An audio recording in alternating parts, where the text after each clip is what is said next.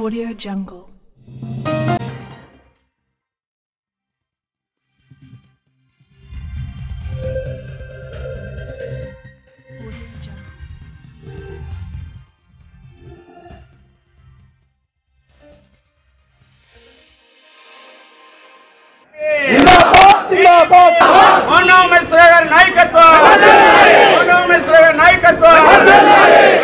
మనిషి బోండా మహేశ్వర గారి నాయకత్వం, సమస్యల పరిష్కారంలో ముందు పెట్టుండే బోండా మహేశ్వర గారి నాయకత్వం. చేయొద్దు టీడీపీ కార్యకర్తలపైన దాడులు, టీడీపీ కార్యకర్తలపైన దాడులు, టీడీపీ సానుభూతి పరులపైన దాడులు, దాడులు చేస్తున్న వైసీపీ, దాడులు చేస్తున్న వైసీపీ, దాడులు చేస్తున్న వైసీపీ. కాపాడండి కాపాడండి ప్రజాస్వామ్యాన్ని, ప్రజాస్వామ్యాన్ని రక్షించండి. ఎన్నికల ఫలితాలు అనంతరం ఈ రాష్ట్రంలో అధికారంలోకి వచ్చినటువంటి వైఎస్ఆర్ కాంగ్రెస్ పార్టీ విధానాల వల్ల ప్రజాస్వామ్యం మంట కలిసిపోయింది. ఇవాళ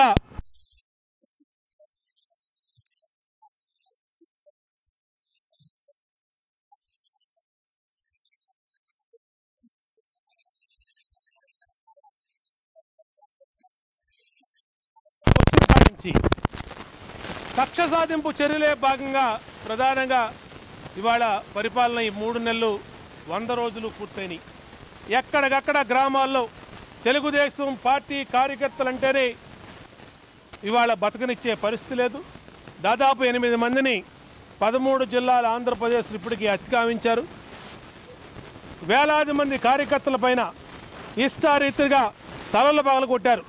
మహిళలన్నీ చూడకుండా ఇవాళ దాడులు చేసి గొడ్డలు పెట్టి నరికినటువంటి సంఘటనల్ని మీడియా సాక్షిగా సాక్షాత్తు మాజీ ముఖ్యమంత్రి చంద్రబాబు గారు బయటపెట్టిన తీరు చూసాం. ఇవాళ ఎస్సీల మీద, మైనార్టీల మీద, బడుగు బలహీన వర్గాల మీద గ్రామాల్లో ఇష్టారీతిన తెలుగుదేశం పార్టీ కార్యకర్తల మీద దాడులు చేస్తూ ఉంటే చూస్తూ ఊరుకునే ప్రసక్తి లేదు. ఈ 3 నెలల కాలంలో ఏదైతే మీరు దాడులు చేశారో ఇవాళ పల్నాడు ప్రాంతం కానీ, గుంటూరు జిల్లాలో కానీ, మరి శ్రీకాకుళం మిగతా ప్రాంతాల్లో కానీ అన్నిటి మీద కూడా తెలుగుదేశం పార్టీ ఉద్యమం చేపట్టడం ఖాయం. ఖచ్చితంగా ఇది నియంత పరిపాలన కాదు. ప్రజాస్వామ్య వ్యవస్థలో ఇలాంటి పరిణామాలు మంచి కావని కూడా ఈ ప్రభుత్వాన్ని హెచ్చరిస్తూ ఉన్నాం. ఇప్పటికిది తొలి విడతగా చలో ఆత్మకూరు కార్యక్రమాన్ని ఎవరైతే బాధితులు ఉన్నారో ఆ బాధితుల్ని స్వగ్రామానికి తీసుకెళ్తూ ఉంటే మాజీ శాసనసభ్యుల్ని, తెలుగుదేశం పార్టీ కార్యకర్తల్ని, నాయకుల్ని, సాక్షాత్తు మాజీ ముఖ్యమంత్రి చంద్రబాబు గారిని ఇళ్లలోంచి బయటికి రానియకుండా ఉన్నారంటే ఇది ఎక్కడున్నాం మనం? ఆంధ్రప్రదేశ్లో ఉన్నామా, భారతదేశంలో ఉన్నామా, పాకిస్తాన్లోనో, తాలిబాన్లోనో, ఆఫ్ఘనిస్తాన్లో ఉన్నామని ఒక భ్రమ కలుగుతూ ఉంది, ఒక అపోహ కలుగుతూ ఉంది. ఇలాంటి కార్యక్రమాల్ని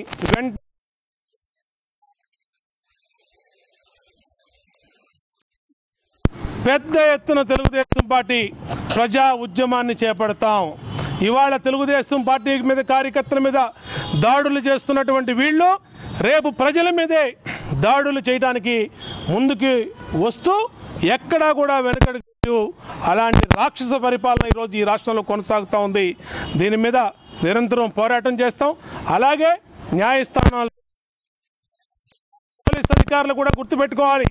ప్రభుత్వాలు, పార్టీలు వస్తాయి పోతాయి, కానీ ప్రజాస్వామ్యాన్ని కాపాడాల్సినటువంటి మీరు ఇవాళ ప్రభుత్వం చేతిలో కీలుబొమ్మలుగా మారి ఈ రోజున ప్రభుత్వం చెప్పినట్టు నడుచుకుంటూ ప్రజాస్వామ్యాన్ని కూని చేస్తున్నటువంటి తీరు ప్రజలు గమనిస్తూ ఉన్నారు.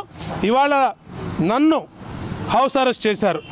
రాత్రి నుంచి ఒక తీవ్రవాదిని, ఒక నక్సలైట్లో నిర్బంధించినట్టు నా ఇంటి ముందు, నా ఇంటి చుట్టూతా పోలీసులు కాపలా పెట్టి ఎక్కడా కూడా ఇంట్లో వాళ్ళని కూడా బయటకు వెళ్ళనిచ్చే పరిస్థితి లేకుండా చేశారంటే దీని మీద న్యాయస్థానాలని ఆశ్రయిస్తాం.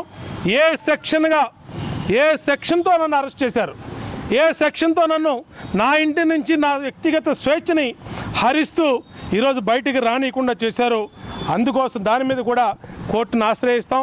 ఖచ్చితంగా ప్రైవేట్ కేసులు పెడతాం. ఎవరైతే దుందుడుగ్గా నా తెలుగుదేశం పార్టీ నాయకుల మీద, మాజీ శాసనసభ్యుల మీద వేధింపులు గురి చేస్తూ ఉన్నారో ఎవరిని విడిచిపెట్టే ప్రసక్తి లేదు. ఒక పద్ధతి వరకు వెయిట్ చేస్తాం.